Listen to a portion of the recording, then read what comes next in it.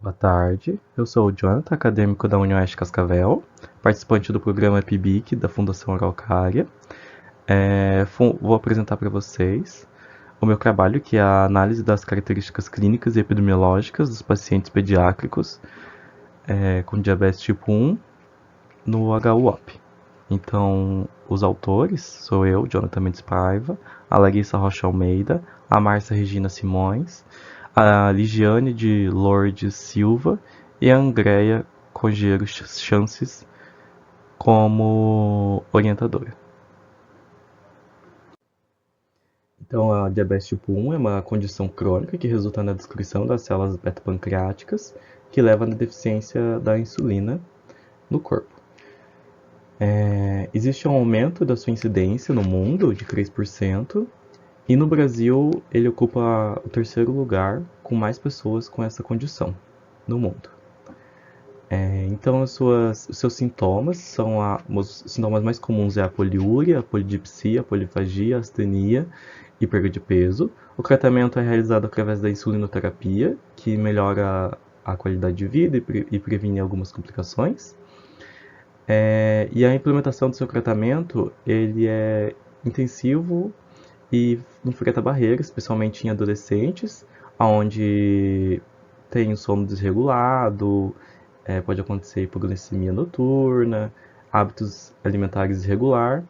Então é fundamental que a gente entenda os aspectos psicossociais que influenciam na adesão do tratamento em jovens. Então o objetivo desse estudo foi realizar um estudo transversal, retrospectivo no Hospital Universitário do Oeste do Paraná, o HUOP, utilizando dados de prontuários coletados pelo sistema TASI e analisar as características clínicas e epidemiológicas dos pacientes menores de 18 anos com o primeiro diagnóstico de diabetes tipo 1 no HU. Então, o estudo incluiu pacientes menores de 18 anos, de ambos os sexos, internados nas alas pediátricas entre janeiro de 2021 e dezembro de 2023, com o primeiro diagnóstico de diabetes tipo 1. A identificação desses pacientes foi realizada via TASI, utilizando a CID do prontuário, que foram a CID E10, E11, E13 e E14, e foram coletadas então as variáveis idade, sexo, peso, cidade de residência, comorbidades, resultados de exames laboratoriais como hemoglobina glicada, creatina, glicose, sódio, potássio e magnésio. O histórico de internações prévias e resultado do primeiro teste de glicemia na admissão. Sintomas durante a internação, uso de protocolos de insulinoterapia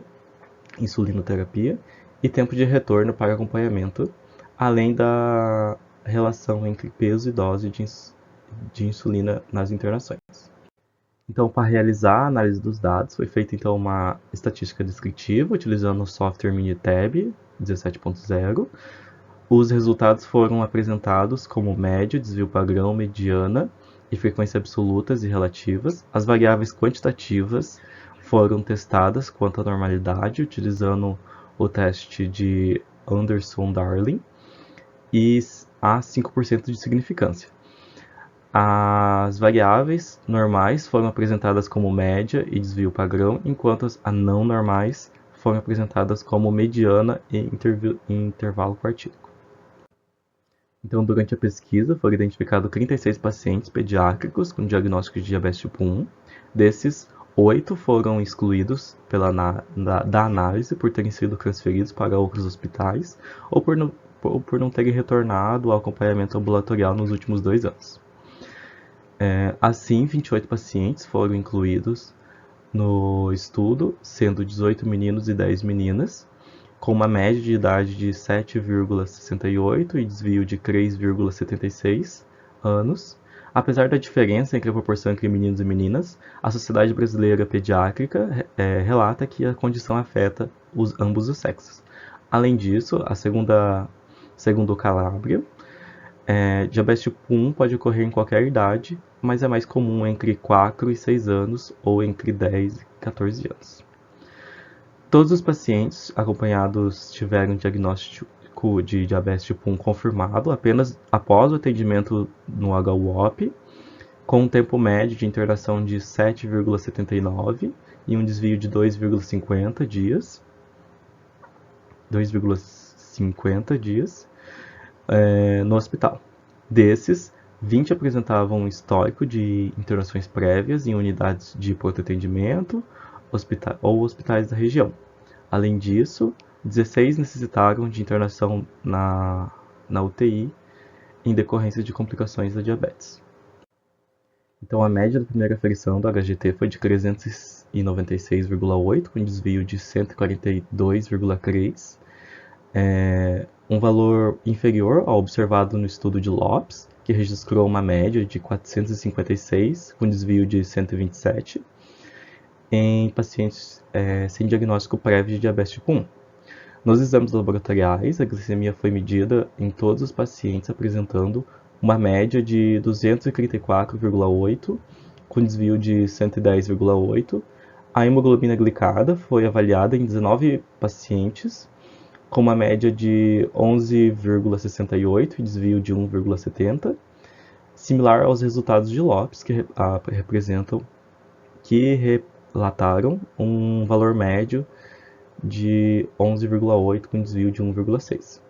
Todos os pacientes apresentaram alterações eletrolíticas. O sódio apresentou uma mediana de 135, o potássio teve uma média de 3,51 com desvio de 0,58 e o magnésio uma média de 1,70 com desvio de 0,24. E a creatina apresentou uma mediana de 0,42.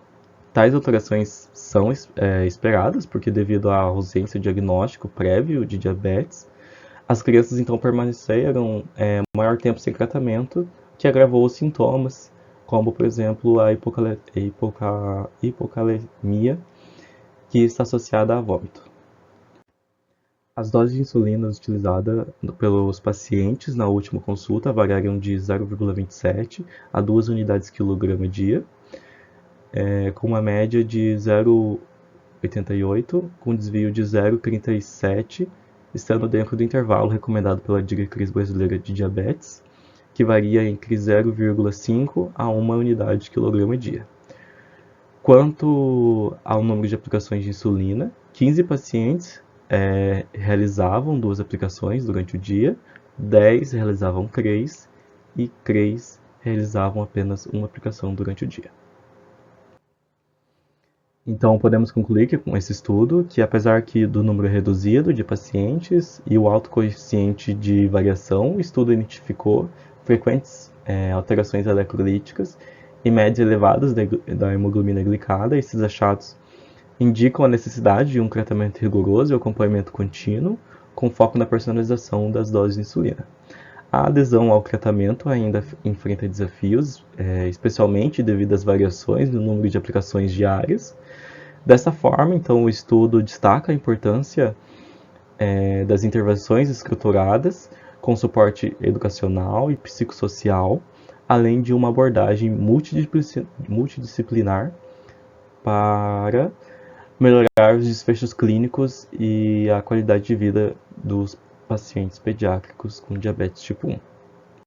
Então, eu agradeço à Fundação Araucária por ter concedido essa bolsa para a realização deste trabalho, além do HUOP e o setor de pediatria por disponibilizar o espaço e o acesso aos pacientes para a realização dos dados essenciais para a realização desta pesquisa. Muito obrigado.